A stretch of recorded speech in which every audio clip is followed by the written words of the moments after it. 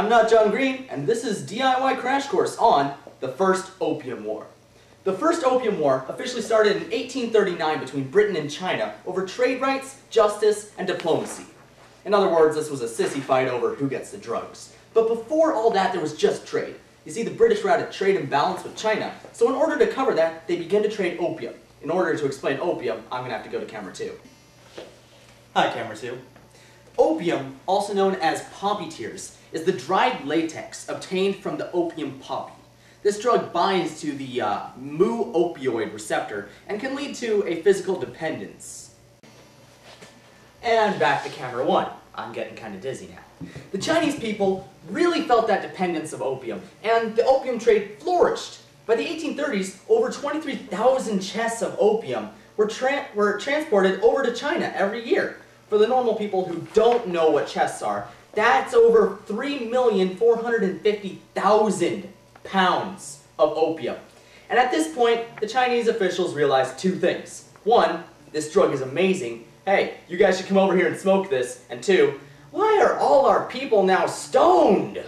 The Chinese people had their own opium, but it was of a lesser quality, so, like my clingy middle school girlfriend, they tried to get rid of the competition. The Chinese officials made opium trade illegal, but Europe still smuggled it in normally, bribing the corrupt Chinese government. This meant that opium was still a massive problem in China, even though it was banned. The problem was so bad, it was said to make whole armies so drugged that they couldn't fight. Cool sword, bro. That's true, dude, you see that rainbow? So, in 1836, the Daoguang Emperor assigned Lin Zexu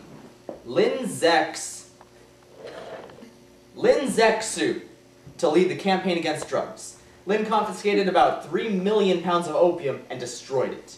The British were pretty miffed about this, so war was the only option, as it most often is to stupid republics like that. The purpose of this war was to end the restrictive trade conditions. So Britain set out to teach China a lesson. Do you remember what we said before about armies being so drugged out that they couldn't fight? Well...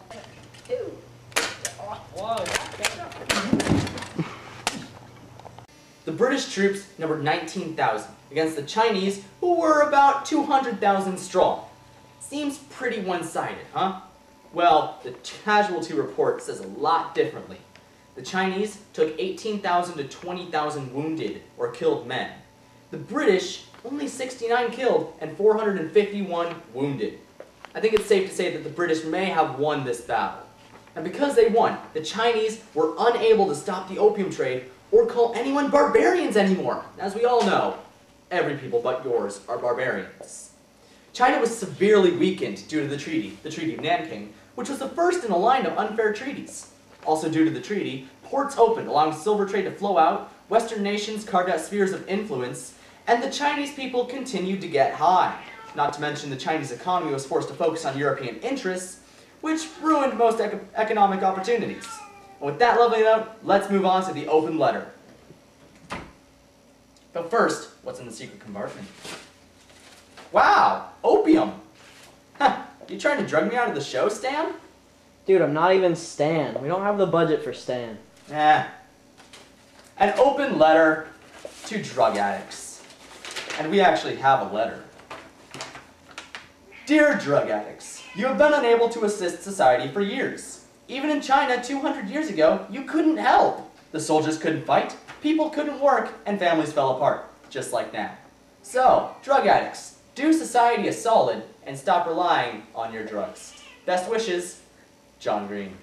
You're not John Green. Shut it, Stan. I'm not Stan. Ah, whatever. Let's continue on. Now, in the face of those mounting crises, the officials attempted to reconstruct China with the self-strengthening movement.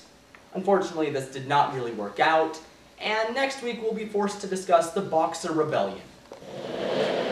DIY Crash Course is produced by Trevor McClellan, directed by Taylor Duggar. Our scriptwriter is Davis Lamb.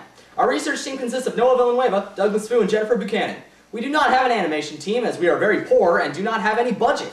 If you have any questions, please ask a teacher, as we have no idea what we're doing. DIY Crash Course does not condone the smokage of opium. Common opium effects include euphoria, relaxation, reduced anxiety, sense of emotional detachment to floating outside oneself, reduced pain, reduced stress, sleepiness, altered mood, altered mental state, reduced appetite, weight loss, reduced energy, reduced sex drive, sweating, difficulty concentrating, impaired vision, coma, and death. No, I didn't even shoot you yet.